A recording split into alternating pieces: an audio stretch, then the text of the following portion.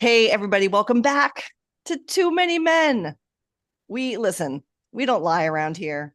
We're just going to be straight up honest with you. The past 10 days, like many of us in this world, Sarah's face, have been a grind. We didn't record last week because I was in the middle of literally working a game, either NHL or PW, every day of the week. It was a delight. It was an awesome ride, but it was a lot.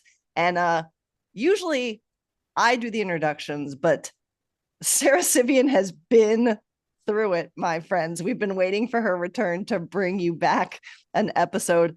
Sarah, you are a trooper. You are a delight. You made the best of an insane situation. Tell the people what your what do we want to say? 5, 6, 7 days have been all about what it was intended to be and then what it became. Tell the people. Yes. So the first half, Maker's Mark brought me to watch Unrivaled, Go Phantom, and that was the coolest thing in the world. The first half of that trip doing that was the best thing in the world. The second half, I got stuck. This is a historic blizzard, especially in Boston. Boston got more snow than anywhere else. So everybody's flights got canceled. That was the most flights that have been canceled since the pandemic, which surprise, I was there too, stuck in oh god, where was I? Detroit. Oh, So that's that right. for me. Oh my God, yeah. I'd be getting stuck. But that's what comes with a life on the road. You don't know the life of a showgirl. You don't. So everybody's flight got canceled. My flight got canceled again, as did other people's. The third day, and they comped it for the first 2 days. The third day, I wake up at 5 in the morning. I've been waking up at 5 in the morning every morning, seeing what's happening with my flight, being on the phone with Delta for 2 hours, crying because I feel so guilty. Like, we're staying at the nicest hotel in Miami, and I feel so bad. I'm spending this company's dime that was so nice, and like I'm like, hey guys, like, can I stay for another day? They keep canceling my flight, and they were so great about it. But still, it's just the act of waking up at 5 in the morning, seeing the flights canceled, 1 minute of sleep. But I will say, like, that you can't really. I'm not. I felt so guilty trying to like enjoy myself or something, so I just stopped there and started writing. So I wrote a lot of articles in the last days, but we made it in one piece. Then I woke up, of course, and the cough started. It's like, you have 7 days, and 3 of them were already happening in Miami. So I woke up this morning. I felt horrible, and this is like 2 days after I got home. But I thought I couldn't do the podcast, and then I rose from the dead, and suddenly I'm here doing the podcast. So we'll make it a good one. The power of too many men is too strong. We're so glad you made it back, because even though you were in a beautiful, warmer, relatively place, it's always stressful. And we're glad you're here. And we would not be Too Many Men without, in a shocking turn of events, I open up the gram, the pond skating, hockey playing, Shayna Goldman. Shayna, say hi. Hi, that's me. You know what? It's cold out here. The pond finally froze. We were shocked it was untouched. We figured like for sure like people would have been skating all week. No, no. Gorgeous, completely frozen pond. And it was a great time.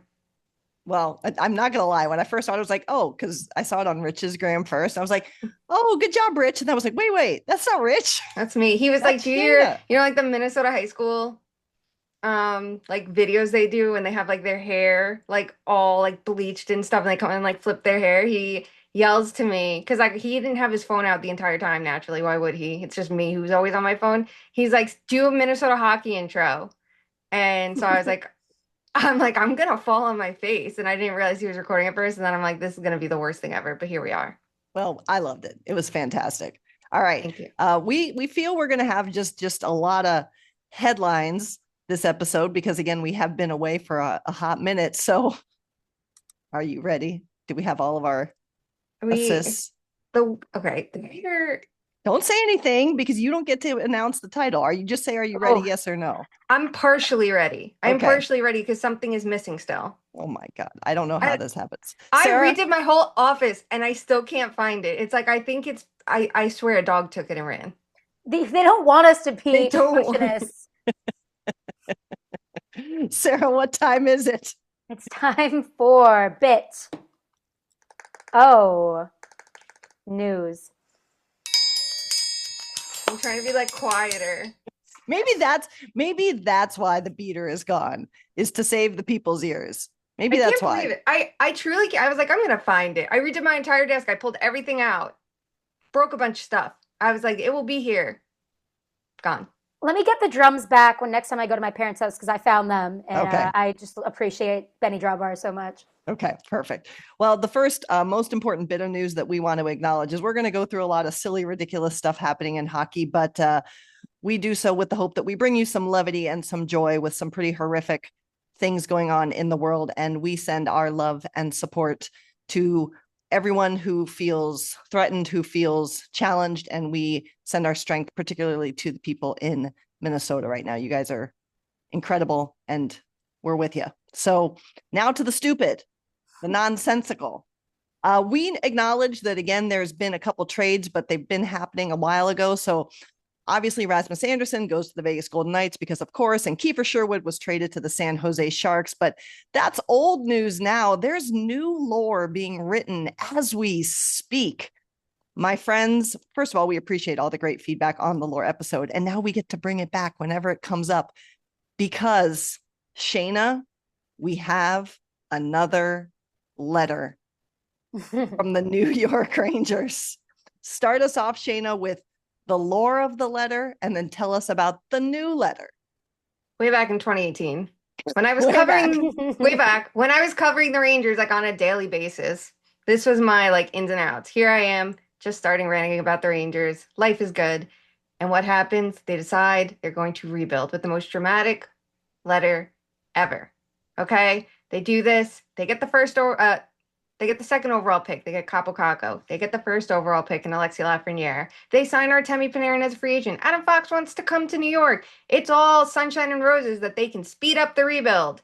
And then Tom Wilson and Artemi Panarin get into it, and it was a vicious attack. We got another memo. Let's call it a memo, the second one, right? They love letter writing here in New York.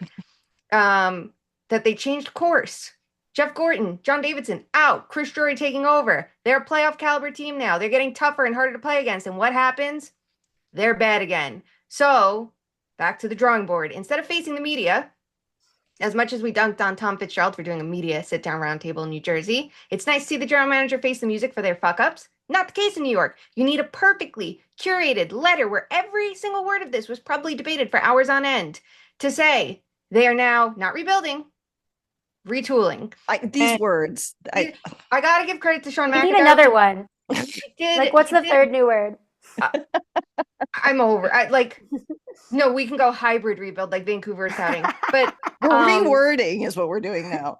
Yeah, Sean McIntyre did a breakdown of the letter, going through very specific lines.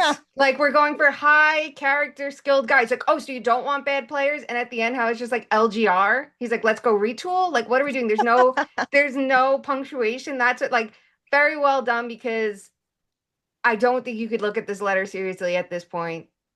Less than 10 years. And I had the pleasure of writing about the retool. And I'm sitting there writing this story going, I'm having whiplash. Like, I don't write about the Rangers much anymore. And I'm having 2018 whiplash of breaking down the original letter. And I'm like, this is too much for me. I'm out. Sarah, as a result of the letter, Artemi Panarin has essentially been taken off the ice to protect him from injury because he is going to be traded. He has protection, as players have the right to have. And word out of the camp is that he wants to be traded, but only with an extension. So Panarin is off the ice. Carson Soucy was traded to the Islanders for a third-round pick. What do you make of the letter, the fallout that's happened, and the fallout that's to come? Yeah, the fallout is the only way you can describe it, right? But or the crash out, maybe I should say. yeah, the crash out, the great crash out of 2026. Well, I'll say it's interesting. We're not really talking about. Obviously, Russia's not in the Olympics this year, so that kind of makes his trade stock even go up, right? Because like they know he's not going to get injured, he's going to have a big rest, and it's not really his fault. So I don't know. There's that. I just wrote a story about the top 8 teams that could get him. So there's so many buyers. So I think we're going to get how competent really is Chris Drury in this moment because he's done a lot. And what the hell do we do with any of it? We don't know. We're still here in square one. I will say, we always bring this up. The injuries are happening at inopportune times. I kind of like the aggression, I guess, honesty, if you want to call it that. But at a certain point, we're just like, rearranging the chairs on the Titanic that is the Rangers right now, I guess, but it shouldn't be a Titanic. So like what's up? I don't know. I don't know if like I guess like I do want to see what Panarin goes for. On one hand, he obviously is a like he's on a pending UFA, but I don't know. Like, let's see what Drury can actually do from this. Sorry. No, I know because like, hello, Listen, it's like your last chance. I'm extra critical of this because I fear you can't retool. Like, I think teams deserve credit when they can look at themselves and go, they're not good enough and take a step back. I think that is like the most Men so important rarely part. do it. So it's rarely. wild. And the timing's key because if you do it at the right time, you don't have to tear it down as far or as you might have to. And sometimes we see teams, Caps were like 2 points out of a playoff spot when they did it a couple years ago. They were like, you know what? You're just going to end up in the middle. But you look at this team and go, this is your opportunity to do it. I have like two key issues. One, they did this last year. The retool should have started last year, but instead they sold so poorly. They had two conflicting philosophies all year because they did trade for JT Miller thinking he was going to fix it, and then they had to trade to replenish assets. But they went for players that like the Will Borgen trade, like as good as you might think he is in a shutdown role as like an a bottom four guy, and they clearly think a lot of him. It's just going in the wrong direction of these like character slower guys, and that you see like they don't have foot speed. Who could have projected that? But the other part of it is it's being run by someone who has been with the organization for a while, and there's few positives to take from it, right? Because you go, well, they're going to go for picks and prospects. Well, their draft record is horrible under Chris Drury. The developmental record is not good either, and it goes back to his time as assistant general manager when he ran Hartford and did a poor job. And before that, he was director of player development. So since 2015, he's been with the organization in some capacity, working with prospects, and it hasn't worked out once. And you go, maybe that's the root of the problem, not everything else going on. So I look at it and go, if you don't have a farm system you can rely on, you don't have a place you can send your prospects if they can't play at the NHL level, and that's a system you cultivated or not, honestly, you know, I just look at it and I'm like, all right, good luck. But other than that, you have no thoughts. None at all. I've been asked about this so much, like in the last couple weeks, You're like and the representative.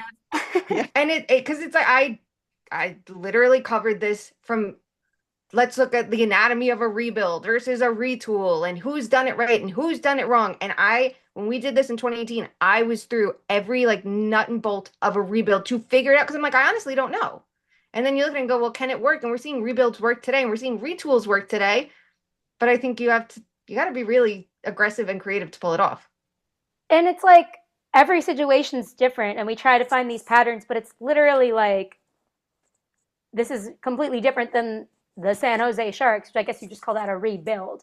But like, it's just Caps or Islanders. You can't just like change things really quickly and be like, that's a retool. Like, yeah. All right. And if you're gonna do it, like go do it. Like you look at the Islanders, they traded Noah Dobson. None of us saw that one coming, right? Like you have to literally swing for the fences and make it work. And I don't know, the Islanders did it, and they had someone else take over to do it. Who would have thought? Well, Sarah, you mentioned injuries. We, of course, in this season have some to discuss. Let's discuss some that have impacted or may not impact Olympic rosters, because you mentioned that too. Jack Hughes left Thursday's game. Luke was already sidelined, so now Quinn continues to prove his supremacy among the Hughes brothers. As we record this on Friday morning, Pierre LeBrun is reporting that it doesn't seem that anyone is concerned about Jack's availability for the Olympics. But players that we know are now officially not going and have replacements are Seth Jones for Team USA. He's been replaced by Jackson Lacombe. And Marcus Johansson and Hampus Lindholm have been named to Sweden in place of Jonas Brodin and Leo Carlsson. Of all of those Olympic-related swaps or non-swaps, do any of those intrigue you, Sarah?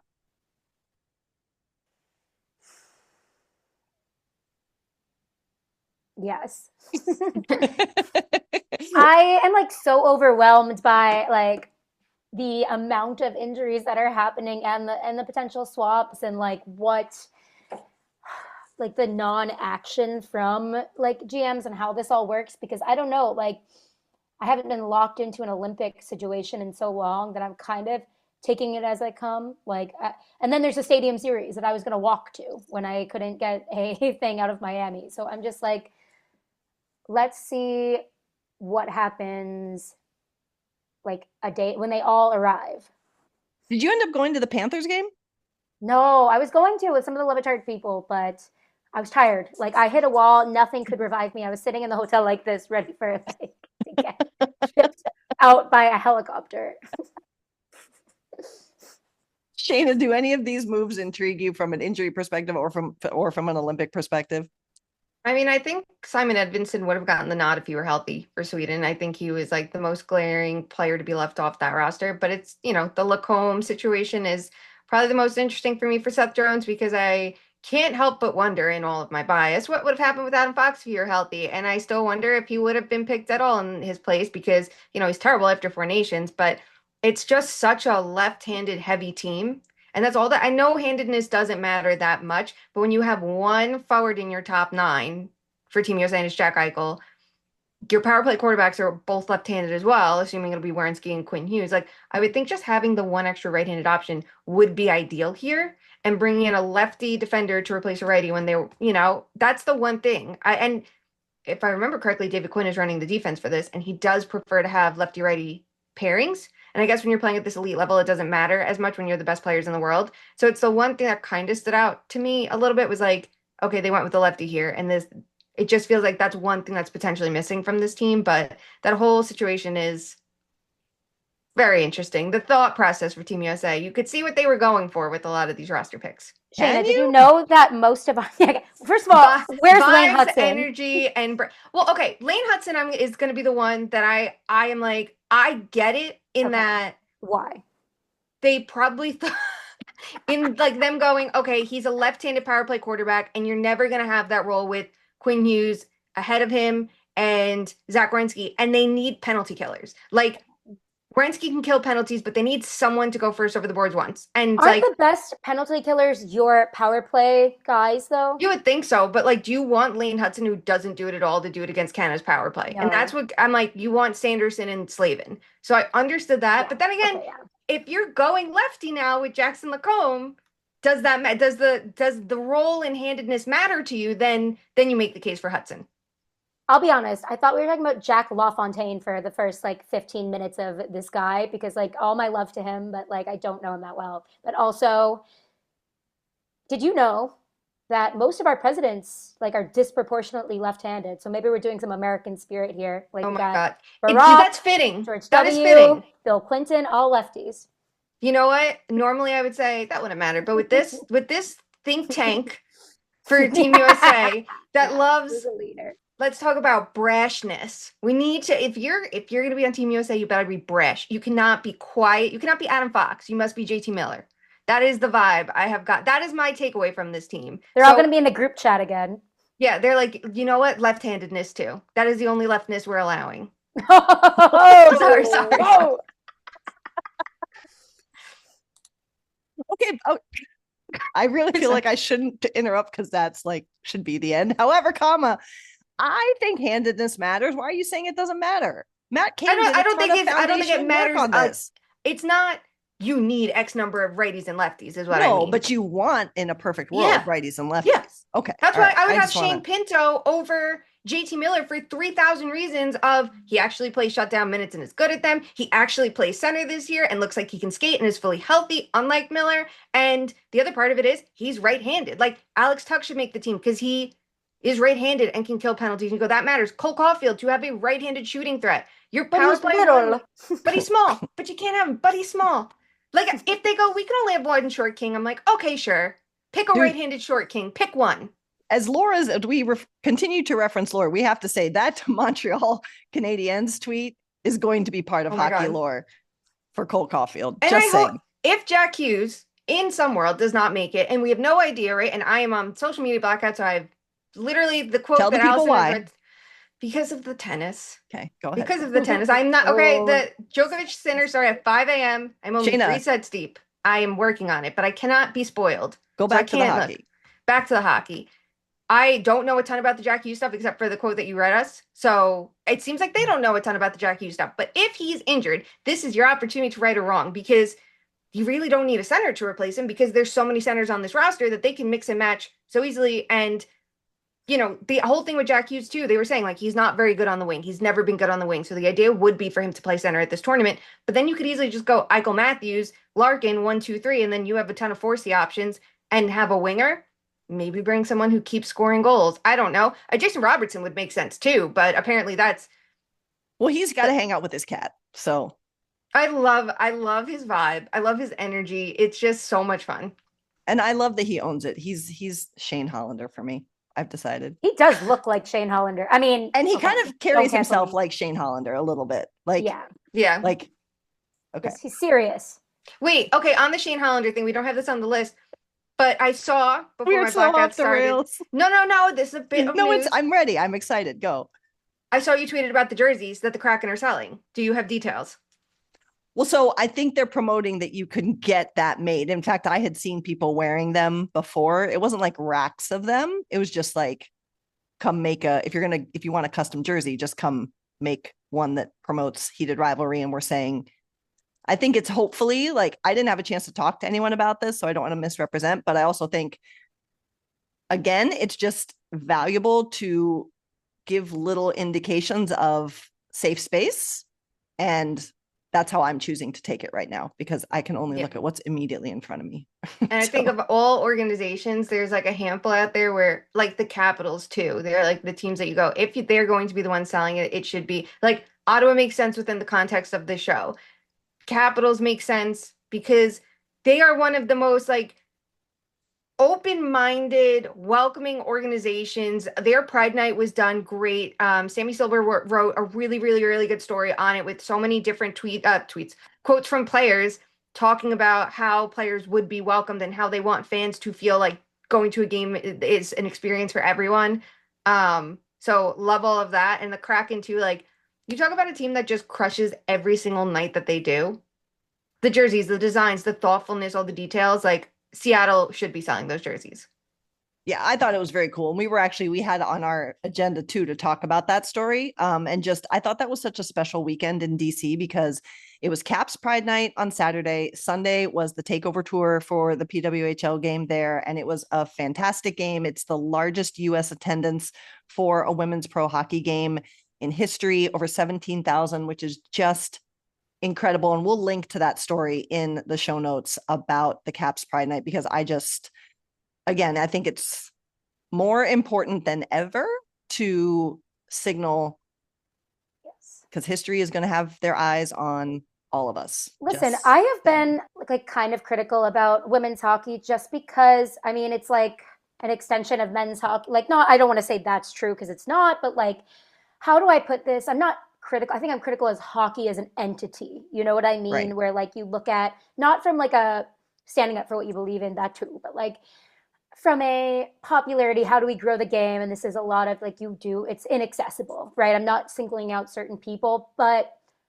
a lot of people on this trip that I went on, it's a lot of basketball writers, right? And they were like asking me about women's hockey. And I'm like, I want to really get into the league, but I will say like, there's some strides in any new league, right? It's not fair to say, oh, like they're not entertaining enough yet, but like just like there's been some, and I think this year they are really doing that. Like it's really, they are investing, they're doing like the podcasts and stuff. I'm seeing a lot of players make podcasts, make new personality stuff, and like doing a lot of like that type of growth that they have nailed in women's basketball. And I just love seeing that grow, and that like people on this trip were asking me, some of them had went to that PWHL game, and a lot of like different people in the sports world went to that game. So it's pretty awesome. Yeah, I think too, to that point, like this is the players are finally feeling like they have a truly sustainable professional league. And I think to your point, I've not asked anyone this is just my opinion, that because of that, and now we're in year 3, and granted year 3 has been a lot of change because 2 new teams come in, but I also think at the same time that 3-year mark is maybe giving some stability. In my experience, like the women's players have always been the most fun to cover. They're more comfortable stepping outside of the box that hockey usually tries to put them in terms of PR. And now maybe because they're comfortable, they're more comfortable like being more expressive as well. Zoe Boyd has a podcast that's amazing. There's so much happening, and I think that's a really good point by you. Yeah, they're opening things up, and we will link to that Caps Pride story in the show notes. Also, for like, sure. did you see Hillary Knight's TikToks about Heated Rivalry too? And like her talking about it, saying like she finally feels seen by a show. And like, I think that's so important. Like, this is why some people are like, oh, why is this constantly being talked about? And it's like, well, on the men's side, so many of the players are like, oh, I haven't seen it yet, or oh, I know about it, but they haven't sat down to watch it. And it's like, first of all, it's a very quick watch and you could do it. Like, no one's saying you have to like let You're it be on your planes for 80% of your life. Like, yeah. Well, and I mean, granted, you're on a charter, so it doesn't matter if someone sees what you're watching, technically. Yeah, and you're in hotel rooms, you could just throw it on your laptop. Like, it's very easy, it's very accessible. Like, you could watch it.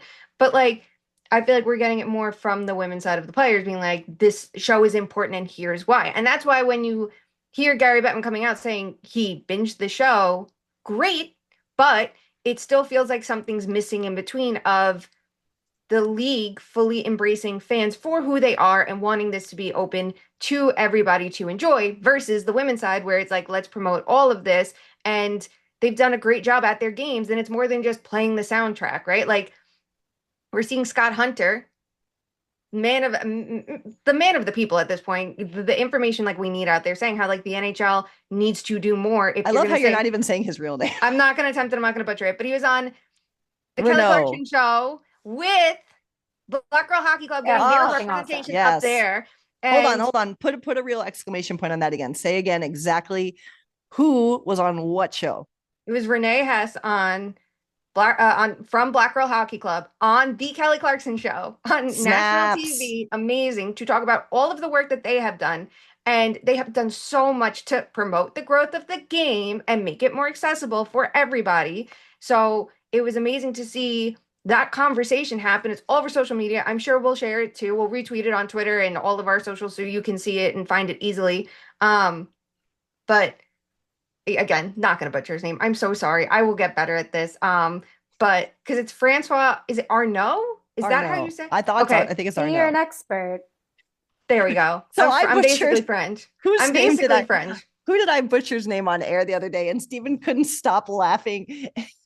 He said that was your Couturier moment. Whose name was it? It was Lenny Hamaniho, who is the rookie on the Devils. I did a radio hit the other day and I wanted to talk about his goal because that third line's been so good that I went back to the broadcast and I literally, because like I don't understand looking at like phonetic spellings. I have a very hard time. In a shocking turn of events. I know. It's like a fatal flaw for me. And like Rich, who doesn't get to correct me on much because I love to do it to him. Like if I mispronounce something, jams it down my throat and then will constantly bring it up to me. Like just as like, hey, you're an idiot, which someone needs to do. That name, like I literally was like spelling it how I think it sounds, like on a notepad to remember how to say it right, because I'm like, I am so nervous of screwing up names. So Francois Arnaud, good job. Please tell me that's correct, is still out here talking about how the NHL is not doing enough with all of this. And it's true, because you could say you love the show, but you could, I don't know, allow players to wear their pride jerseys, because there was an important element to all this that everyone forgets. And it's those jerseys were worn in warmups and then auctioned off so the money could be donated. And I'm sorry, it's not worth as much if a player is just wearing it and signing it versus wearing it in warmups. There's like a special element to it that you could do something with it that's important. Did you see, okay, we are going down rabbit holes. We'll come back up. But did you see, and I can't remember where it was. I don't know where I am half the time this month. It was a tweet, I do believe, that pointed out the similarities of, a player has 1,000th game or whatever, and the entire team goes out in jerseys with that player's name and number. You can have a team do that, but it's controversial to ask them to wear a pride jersey. And it's not just pride jerseys too, right? Because they take away everything. The Hockey Fights Cancer jerseys, those were worn, and even your military appreciation jerseys. I do want to say, I guess I can say this because it's been multiple people. Multiple team employees have told me that their team told them not to talk about the show. So yep. And the other thing too is, I think Rob Rossi wrote a story about Pride Nights. I think it was Bailey Johnson wrote one for the Washington Post. That was good. And Rob Rossi did one for The Athletic. And the one for The Athletic I remember specifically was how the name of Pride nights have changed for some teams to soften that as Yeah. well. Not Columbus just did hockey that. is for everyone night, and then there Yep. was a couple others that it's even more like. So that's why these comments are very important. Of if you want to use the show's popularity, and you should, because tickets are selling and people now like the game that didn't before. And I have seen so many TikToks about it, people being like, I never cared about hockey. Now I actually do. Like, this has sparked an actual interest in the game itself for me, which is a great, wonderful entry point. This is the biggest entry point hockey has had in forever. It's like it's Taylor Swift moment when, all these people started watching the Chiefs because she was there and interested for Travis Kelce. You take the momentum and run with it. And it feels like the NHL's had smaller opportunities like Four Nations, build on that into the playoffs. And it felt like they didn't use the momentum right. Now they're going to the Olympics. Okay, here's something completely unrelated. It's this. Everybody wants the Canada fleece that Shane wore at the Olympics, right? Like, we're seeing it in all different ways. People want all this cool merch and want to love this game. Okay, then make it so. Lauren Kyle Yeah. McDavid pointed that out in a TikTok, and like she was And she kind of, has one. yeah, she has the fleece and she was wearing it. I think that was a good nod. I know McDavid has decent politics. I just know it, and I know that he tries to stand up for what is right. And I understand in the context of the hockey that, like, yeah, it's not great. Like, I just want people to stop being cowards, and I really love that, Yep. Lauren, even though it's a small thing. I love that she did that. And a colleague of mine actually got one of them from Lauren Conrad's line. And I saw it yesterday, whatever, again, time, no concept. But I saw it and it's really nice. And so but I want Like Lauren Conrad from the OC. what did I Or say? Lauren not even- McDavid. Oh, I was like, oh my God, Elsie's Oh, here. God, this is such a mess. Steven. But I do want to make two important points that we always try and make on this show too. And that's, first of all, like, as much as we can celebrate where there are steps being made, we still have to be aware and critically thinking, because there was a story that came out. Actually, it was right around that Pride game where Gary Bettman admitted to watching Heated Rivalry, and everyone was like, oh my God, this is great. Watch Heated Rivalry. First of all, I don't necessarily believe that he watched Heated Rivalry. I need a full synopsis of every episode, Gary. Okay, if we can do it, you can do it. And second of all, I want to call to attention, and this is from Sean Gentili on The Athletic, that he rounded out the story with the fact that during that availability where Bettman talked about it, in the context of Heated Rivalry, Bettman was asked about the ban on specialty jerseys worn during warmups. And this is Bettman's quote, per Sean Gentili. Quote, "It wasn't about Pride jerseys or Pride tape. It was about the fact of bringing things into the game that might not be embraced by the players wearing the jerseys. If some players don't embrace the cause, whatever it is, then you create a distraction that doesn't fulfill the purpose. So please don't come at me and try and get your flowers for claiming you watched Heated Rivalry." And I also want to make the point, and we have made this point for a long time, particularly around the women's game, is that as these moments arise, it is up to all of us to go to the people who have been covering these games and these athletes since the beginning. There's so much happening about, like, oh, look, like maybe this will happen on the P-Dub side. And people are like, please Google Julie Chu and Carolyn Ouellette, right? Like, there is history of how the women's side has, and to Hillary's points, like, feeling seen, because these challenges and these barriers of social acceptance have been issues that the women's side has openly had to deal with well before Heated Rivalry. So it's great that it's happening, but let's use these opportunities to celebrate, but also inform ourselves and lean on those who know, and not just go for the easy story. I didn't mean to drag us down, but I wanted to make those points. No, it's a No, good and it's 100%. that story by Sean. Like, I remember reading it through because it was like everyone was just talking about like the initial quote. Yes, he binged it, but it's like you go through to the bottom, and that was an important note, and that's one that like can't be overlooked. And if I'm sorry, if you're a player and you don't want to support the cause, don't support the cause. Own it. Yeah. Own it. Own it right there. Is it a distraction? That is on you. If you want to be a distraction, be a distraction.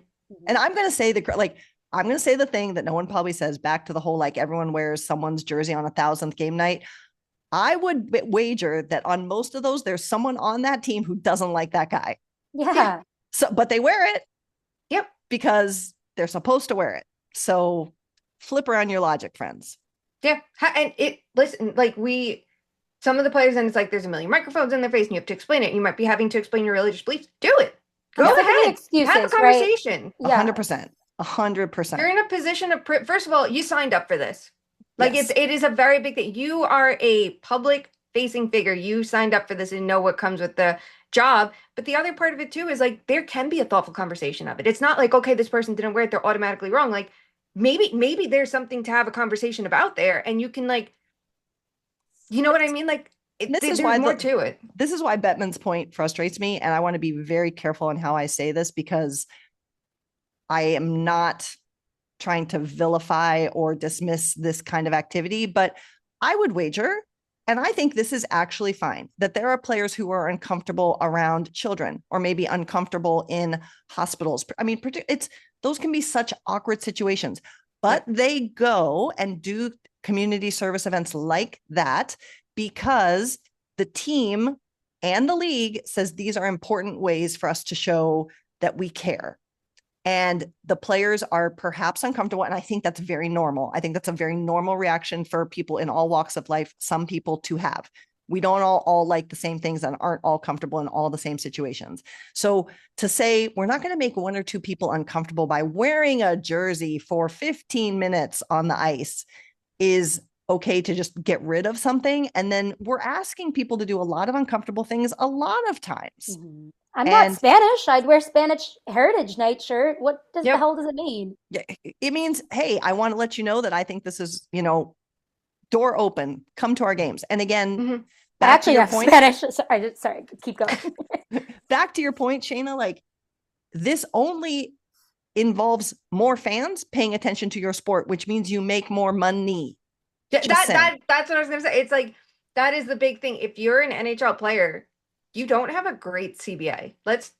Yeah. Let's call it what it is, right? Like there's 50-50 revenue sharing. It's not ideal. So you need the lead to make more money to avoid escrow coming out of your accounts, something players hate more than anything. So a good way to do that is to grow viewership. And it's a league that doesn't market very well. And we talk about that all the time. And the TV deals, maybe they don't maximize them enough.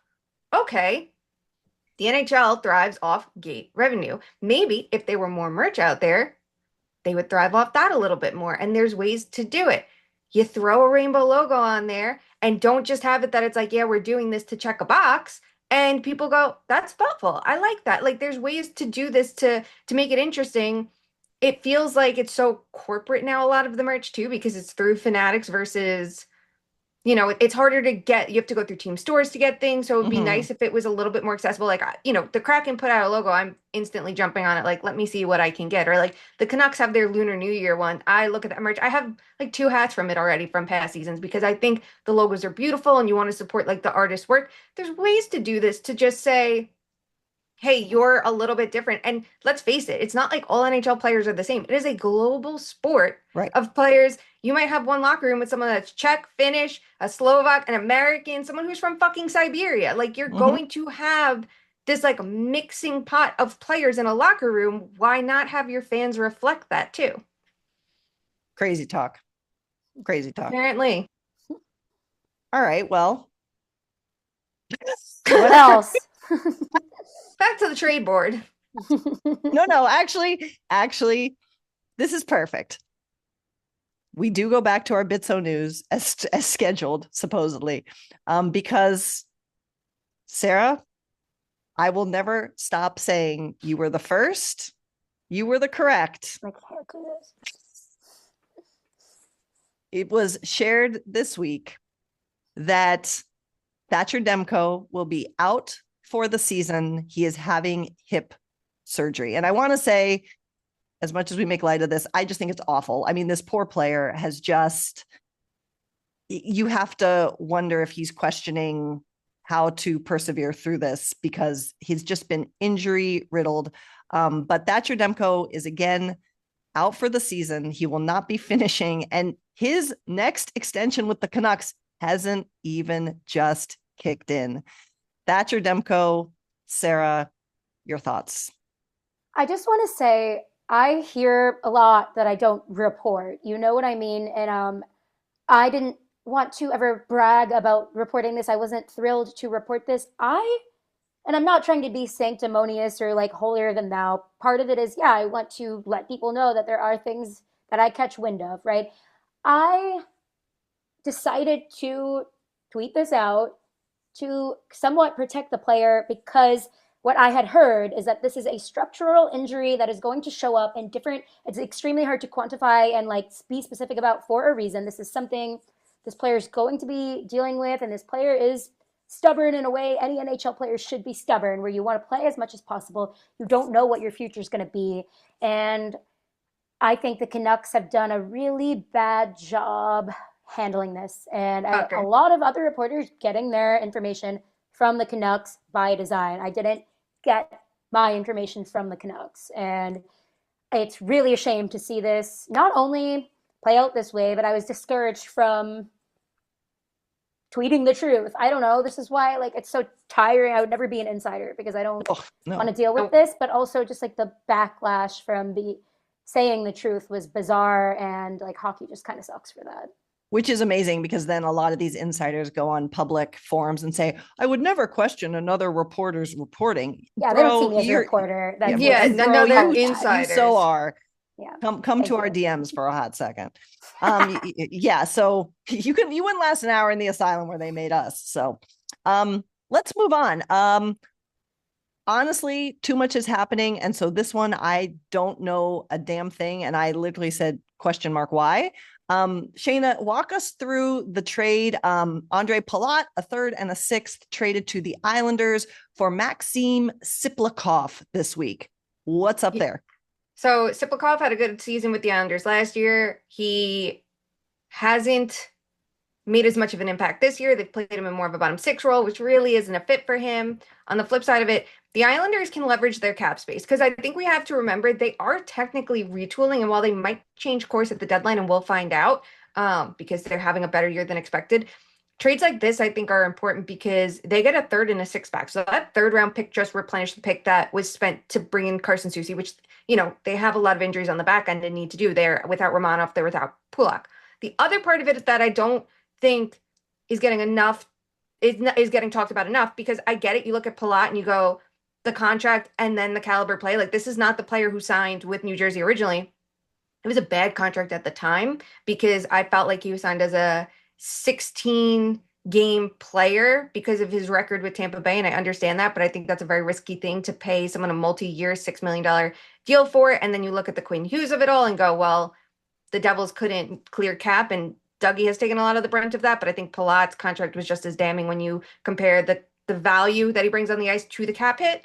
But for the Islanders, Darsh worked with Palat in Tampa Bay. They won 2 Stanley Cups together. So if anybody knows what he can bring to a lineup and maybe how to maximize him, I would assume Darsh has a better idea of it. The other part is, even if the Islanders say deploy him in a fourth line capacity, it's more of a fit for his skill set, and they're not necessarily expecting him to jump on the top line and be what Jack Hughes needs to be better in the playoffs, which is what it felt like the Devils brought him in to do.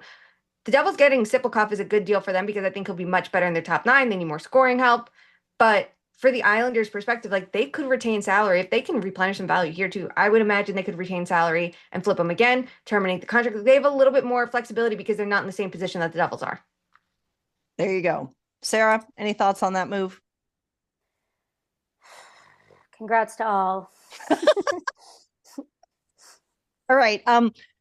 Behind the bench ish, we did have a change in Montreal. We have talked about how their goaltending has kind of wavered compared to where it was at the end of last season and was anticipated to be this season, but it didn't seem to be as much in a free fall. So this move kind of surprised me, but it was reported this week, and it happened this week, that there was a goalie coach change for the Habs. Eric Raymond is out, and Marco Marciano was promoted as interim. Shayna, what, if anything, do we know about this move, and why now? Okay, I don't know. I don't know enough behind the scenes to like speak on it, but my vibe from this is that the Canadians goalies at the NHL level have not been playing at the level that's expected of them. And I think you see how like Fowler was in the AHL and playing well, and he comes up to the NHL. And yes, it's a jump for him, but I feel like his game hasn't been as good. And I think the even better sample for this would be how they got Sam Montembeault back on track with the conditioning stint there. He comes up to the NHL level, has a couple games, and then it kind of goes off the rails. So it's the goalie coaches he's working on from a day-to-day basis, because Eric Raymond was at the NHL level. So now you promote the AHL coach who was doing a good job in Laval. I think that makes a lot of sense for what's going on here. And then the one question is going to be what they do in the AHL, I think, because having someone share duties between leagues may not be ideal to maximize both like designations, which they need to do clearly, right? Like you want to keep building up your pipeline at the same time as you're getting things going at the NHL level, but it did feel like a change that they had to make given where things have gone this season for their goaltenders. Like it's so unfortunate that I felt like Montembeault came up, was hitting his stride, and then immediately it's starting to come apart again. So I want to see if they can like get their goalies back on track. And the three goalie system definitely strains them a little bit more, but still you shouldn't have it that the day-to-day isn't working the way it should. There you go. We did have a couple extensions this past week. Ben Sherratt extends 3 years, 3.85 AAV in Detroit. And Sam Malinsky, 4 years at 4.75. And some guy who's American now has the most points. But while I appreciate the question, I can't talk about it. And that's a little bit of a hockey lore Easter egg for all of y'all if you want to look that one up. Moving on to PWHL talk. Damn. Okay. Good one. And you know what? It wasn't even the craziest thing to happen in that game because we're not talking about it. We're not. Nope. We would only talk about Charlie Lindgren from that game. Oh, that's dude. it. Okay, we're not talking about it. We're not talking about it. Need to know more on what's going on there. We appreciate the question, Shayna, but I can't talk about it at this time. There you go. Beautiful. Let me Google that for you. All right. In the P-Dub, some big news going on since we last recorded. The biggest trade in league history went down between Ottawa and Vancouver. Michelle Cava, Brooke McQuigg, and Emma Greco goes to Ottawa, and props to Vancouver for keeping the couple together. For those of you who don't know, Cava and Greco are in a relationship, and Vancouver receives Amanda McMahon, Anna Meixna, and Anna Shohina. Early returns, maybe still a question mark. It seems like a lot of people think Ottawa is going to come out better. I was lucky enough to be part of the game call for the first game when Vancouver had their new players, and I thought Meixna looks solid. I think I really like her game. So I have a little bit of bias there, but they obviously want to see if Shohina can be what was anticipated coming over from Russia. Also in that game, Sarah Nurse scores 2 goals. She had 3 goals in her first 3 games with Vancouver. Granted, there was a huge, massive window of lost games due to injury, but Sarah Nurse can be a difference maker. But the news we wanted to talk about quickly as we wrap up Bit O News was after the Frost game this past weekend, Panic and Heisey, Taylor Heisey, and why am I blanking? I'm so tired. Kelly Panic. Kelly Panic, thank you. Did address the terrible social crimes that are happening in Minnesota. Panic was quite emotional, actually, saying it was really heavy. Again, props to these athletes as being among those who are coming out and sharing their thoughts. We need to continue to shine a light on the unfair treatment of people who have come to our country looking for opportunity and being wrongly assumed to be a threat and not being treated under human rights. But Shayna and Sarah, either of you, thoughts on just those players being able to come out and talk so honestly? I think there's still more we can even say and bring to light, but just bringing those comments and raising the issue within the scope of the PWHL.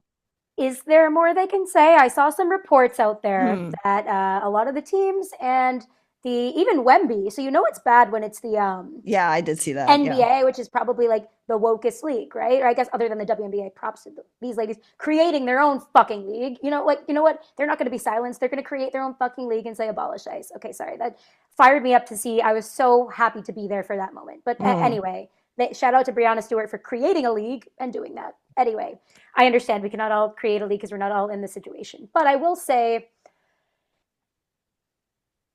I am really proud of these women, and I don't give people a lot of credit, okay? Because I just don't, because I see people speaking out with no repercussions, right? So I'm like, okay, if you see somebody do that, be brave. Or have a repercussion. You stood for the right thing. Okay. Like, I don't really have, oh, like, I don't know. I don't know. But I will say they spoke up and nothing happened. So I would encourage anybody who feels the same way to get louder, because you don't want to be intimidated into silence. And it's really disgusting, the amount of intimidation tactics. I had a post go viral this weekend that my Substack things don't go viral, and I kind of like that. And if I'm being honest, because I'm talking to people that are on my side. I created this group chat and I created this Substack for us, right? But somebody tweeted out a snippet of it, went viral. So props, few thousand more dollars for me. Thank you, everybody. But I'm getting like shat on for one sentence that I said, that the whatever. It's just like, you just see the hundreds of people responding, and that's an intimidation tactic. Being told to be quiet makes you look like there's not a lot of people that are on the side of right in history. That is what they did in the Holocaust. So it's literally, it's not explicitly saying don't talk about this because your beliefs are not wrong. It's like, don't talk about this because you don't want scary people responding. Don't talk about it because you don't want bad PR, even though we agree with you, right? So I'm really proud of these women from the Frost for speaking out. I know it's not F ice, right? But like, it is something, and it's more than, it gets the ball rolling, and it really means a lot to have people stand up and say something. Yep. That's like with Kelly Panic, everything is like that's what leadership looks like. And I think for her to be like the first voice in hockey to really come out and say anything too is meaningful. You can tell how heavy the situation is on them. And I thought her and Heisey did a fantastic job. I'm glad it was recorded too, so we could hear the exact comments too. I'd like, there's no getting it twisted. There's no, like, you could see why she explained it, where it came from, how much it meant to both of them.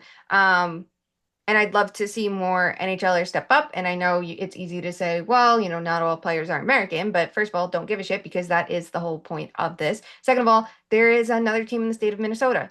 And I know everyone looks at it and went, well, why wasn't the Wild game canceled that day? And it's like, well, first of all, it's the NHL. Second of all, like, it wasn't as close to everything going on as where the Timberwolves play. So there was that one difference that I forgot about too.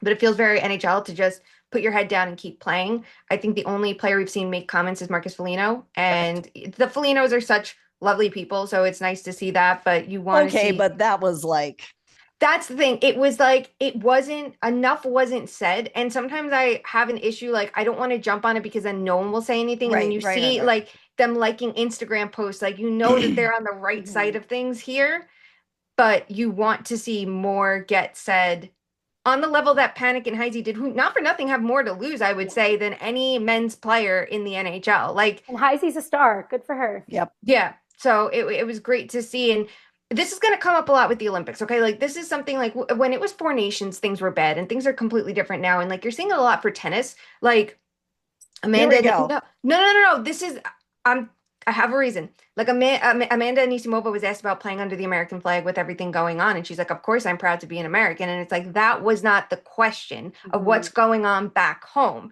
right? Now, these players are going to go overseas like they are there, and it's going to be like, well, how do you feel about having the American flag, or having now like ICE agents in Italy, and like all of this stuff going on? It's so different than the 51st state narrative. It is so much more dangerous. And now it's here. That is like, players are going to be asked these questions of like, what does it feel like playing under the American flag? And I'm very intrigued to see the answers, because I've been very disappointed from what we've heard so far, because athletes could say, well, like, why would I be thinking about that? I have games and matches to prepare for, but some things are bigger than that. So I don't expect it on the men's side of things. And hopefully it's not a reoccurrence of what happened with Four Nations, because that will be so disappointing, especially in this time. But we'll see what if if the women's players have anything to say. I don't expect this to be like American journalists asking these questions. It's everyone else around the world, like, truly asking what it feels like to play under an American flag right now. So You bring up an amazing point about the questions, because the questions Felino was asked, and I don't know who asked, but I saw the transcript, and I know this is just hockey journalism, right? Like, I need us to be a little bit better, because the word distraction was used in 2 out of the 3 questions, and that gives the player the out to not actually say what their actual stance is. And that was kind of what happened with Felino, when people are like, I wish you said more. You look at the question, it's like, how much of a distraction would this be? Blah, blah, blah. Like, giving them the opportunity to put the kids' gloves on. And I'll say, when I was covering the Four Nations, I reporter from Sweden was like screaming my name down the hallway. It was like because I had Anthem Boo endorser in my display name, and was like, Sarah, I heard you like are not standing for the national anthem. Like what? Like, and then Oh, that's right. I remember I ended up this. doing Yeah. this whole story where I was like, we're not like it matters to be vocal to other countries right now. Like they took my picture and I'm like standing there like fuck America. And I would do it again. I'll do it tomorrow. But like it's just that like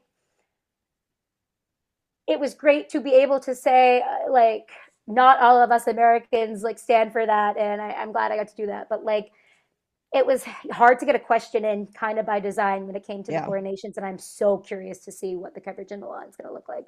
Well, Yeah. and again, I think it's a really good point about the question. And listen, all of this is a challenge to all of us in different ways in what we do, of how do we do better. And you know, again, I say like, and this isn't Marcus Foligno's fault, and I'm not saying the reporter sucks either, but you're asking a white professional athlete who is a man about something being a distraction when a person of color is probably terrified to literally leave their house. Yep. And we can't call that a distraction. Mm-hmm. And I know they didn't mean it. It's time to be there, though. Yeah, exactly. And that's why I'm curious how it gets handled on. That's why I bring up tennis. Like on a global stage, we're seeing it. Ben Shelton wrote on the camera something about like USA Forever, essentially saying, and then people are like, "Are you sure to be saying that at this time?" And like, it's like, yeah, why not? Like, not thinking of what's going on in the world. I feel like for some of the Minnesota Wild players that are going to be there, I'm going to be even more curious if it's non-American, non-Canadian media asking these questions, because I think that's honestly where it needs to come from. Of if you're, say, Matt Boldy, right, an American player playing for the Minnesota Wild at these Olympics, like, how do you feel representing the flag? Like, I'd love to hear the answer. And I'm not saying you should say, fuck America, or I don't want to represent Team USA here. You can say, it's an honor to represent your country at the Olympics, and you want to hear what they have to say and not skate around the question, but it all depends on how the question's asked. And you know, again, my stance is to that point is that emotionally take the logistics and the specifics out of my concerns. Emotionally, it's because I want our country to be at its best that I am so angry. Yep. That it is out of pride that I'm so upset. And I was like, I don't even look at Twitter. I just tweet and go. But like, I clicked on it and I saw my thing going like viral and 300 responses. And I'm like, oh shit. And I got into it a little bit today. And then I got like that sunken feeling. But I'm like, no, these people are trying to manipulate us into thinking it's normal to not care about our neighbors getting dragged out of their homes and shot and killed. They're saying, don't speak up. They're trying to say slurs at me, to intimidate and quiet. And they're trying to say, oh, you're not going to have a job anymore. If I get fired for this, I have put myself in a position where I make enough money in my Substack. I make enough money to figure it out. And I would rather die knowing that I stood up for what I believed in. So, and all I did was say, like, I think players should speak out. So if that's fireable, then we are living in what are we living in, right? Like, if that's a fireable offense, then literally we are living in a dictatorship. So come at me. Awkward transition number 406 in this episode. And again, the things that are so important in this. No. This is a perfect transition because I think I know where we're going. And I do want to apologize again to Kelly Panic and Lauren McDavid, because if it hasn't been evident this episode, I'm desperate for the break to arrive. Shayna, we have to talk about it. What time is it? It doesn't matter what's going on in the world. It doesn't matter how serious things are. The Leafs. We have to talk about the Leafs. And the middle finger heard round the world. Yes, friends, it is time for how does this affect the Leafs? See, this is what happens when we don't record on a regular schedule. We're just all over the place and everything happens. And the Leafs say, you've been gone too long. We demand the attention that we so rightly deserved. And friends, there's so much that we could talk about. We could talk about the fact that Toronto is 3-5-2 in their last 10. They have 57 points. I was able to watch them here in Seattle last night, and honestly, like, wildly underwhelmed with how they're executing right now. We could talk about the fact that There's a story up on The Athletic from Jonas Siegel about the lack of sports science and performance within their organization, and Brad Tree Living saying it's just a title, and me saying, well, if you had anyone credible in that role, they would demand that that be their title because it's professional integrity. But I digress, because those aren't the real things that matter in Leafs land. What matters is that William Nylander, who is injured, was in a box at a game in Toronto this weekend with other injured Leafs and other people, and was shown for a prolonged period on camera and made the decision to flip off the camera. A good decision. This apparently, I need us to talk about this, because I want you all to know that with everything we've talked about, both inside hockey and out, this, my friends, I have learned is the biggest transgression to ever happen in the world, on the planet Earth. Children saw this. A cameraman was forced to see this as he operated the camera and was doing his job. It doesn't matter that hot mics pick up F-bombs all the time, which children hear. It doesn't matter that crimes against humanity are being affected as we record this episode. What matters is that William Nylander flipped off a camera, and we are not basketball or football. We are hockey, and we must be better. Sarah, tell me how much you agree with me. Okay. I woke up in the morning. Listen, this trip was sponsored by Maker's Mark, and they were making their mark on me. I'm not a whiskey drinker. I was drinking 7 things of whiskey. We were doing this taste test. It's not my fault, okay? And it was after dry January for me. So I wake up. I would never like interact with a hockey player in a setting that is not like, we're doing an interview. This is professional, right? But I wake up, sent to William Nylander. So what did I say? I just said, fuck him. Because he like apologized on his like story, and I'm like, why are you apologizing? You did nothing. But the funniest thing was the follow up the next night. It's like next day later, and he's in the box, and it's like a thank you card. Like, I just think he's the funniest thing in the world, and like, it's hilarious. He like funny. He let his like thoughts win.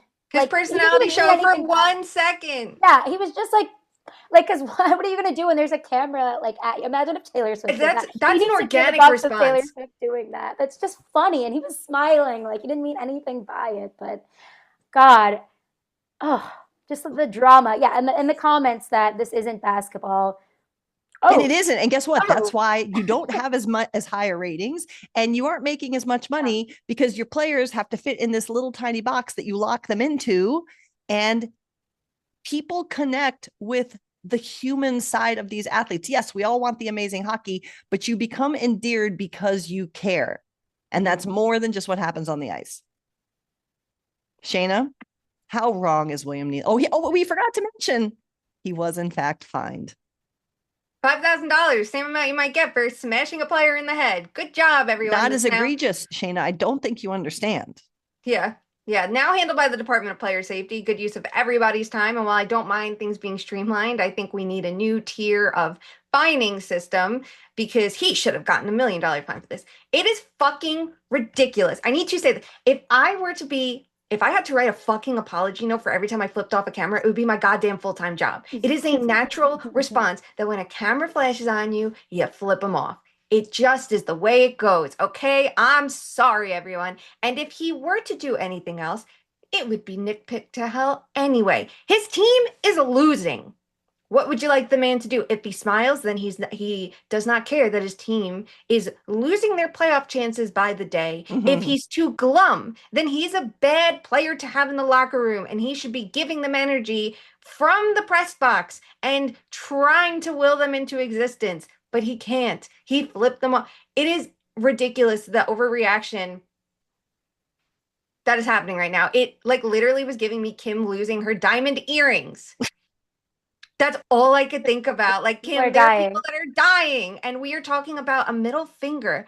Yeah, this is, it's something you could have made something out of this. Like, really funny. Could have been like everything with the Leafs, the punctuation, the Godame. Now we have the middle finger drama. Like, They're doing anything to make their season interesting right now. And thank you for trying to do it, Nylander, because watching them on the ice is absolutely brutal. They're older, they're slower, they're not interesting most of I the was time. on, and I'm not even like, this is not a bit. Like, I literally was shocked at what I Yeah. saw They had last like night. one, People, it was I thought bad and then everybody it was was doing a good. And bit. then, yeah, it's like they had this one short period where it's like, oh, they're figuring it out and they're getting it together like a month ago. And it was like, okay, maybe they're interesting again. No, absolutely not. So it's a no-win situation. And the drama of this, there's so many things to focus in on. Why don't you have stronger takes on Carter Hart playing in the NHL and players coming back from that trial? I don't care what the ruling said. You should have stronger opinions on that than a player giving a middle finger. And if you didn't speak up on that, I don't want to hear your opinion on this or anything that's gone on with Evander Kane over the years or any other instance. How about the Mitch Love situation with the Caps? There are so many situations in the last year alone. You don't have to dig back of players doing something wrong that everyone is silent on. Yet everyone has an opinion over a fucking middle finger. Grow up. Okay? If a child saw it, I hope they start doing it. You know why? Because giving a middle finger is a great thing to do. Okay? You need this skill. I don't get it. In all seriousness, I will say that I do have space for people who are like, not a great look. Like Yeah. in fairness, Yeah. it's just as you say, it's the overreaction and it's the heightening of importance about it in the light of everything in hockey, in the light of everything. Like when I saw the tweet literally from someone at the network saying that Nylander also needed to apologize to the cameraman, I I was like, is that a bit? That's got to be a bit. That's what my initial reaction was. I'm like, there's no way that's serious. I think it was. It's I guess shocking. they are Canadian. Like, they are polite. Okay, that's their culture. But At what cost? yeah, at what cost? At the cost of everything. All right. I think that we have done enough damage today in this episode. I'm going to make an executive decision and hold our favorite game for our next episode because, friends, we again were away for just true life reasons. We're going to bring you one more episode before the Olympic break. Our goal is to do that next Wednesday and give you something for your ears as you enjoy some time watching international hockey or perhaps just taking care of other things that hockey hasn't allowed you to do, be that your life, your loved ones, your heart, your mind, anything you need. But we'll have one more episode, then we'll take some more downtime so that we can be recharged and I can actually get names right going into the final push of the regular season for the NHL. We're not sure if you want to connect with us after this episode, but if you do, we are on social. On YouTube, you put 2_much_man after the YouTube URL.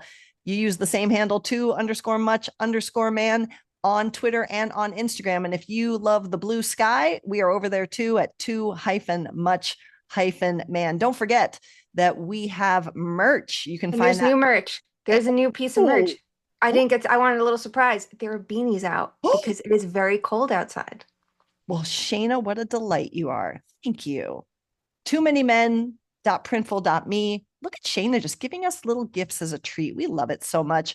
Until we talk again, now more so than ever, we ask you to please do something, no matter how big or small, to make sure that hockey and this world is truly for everyone. We'll talk to you soon. Love you. Bye.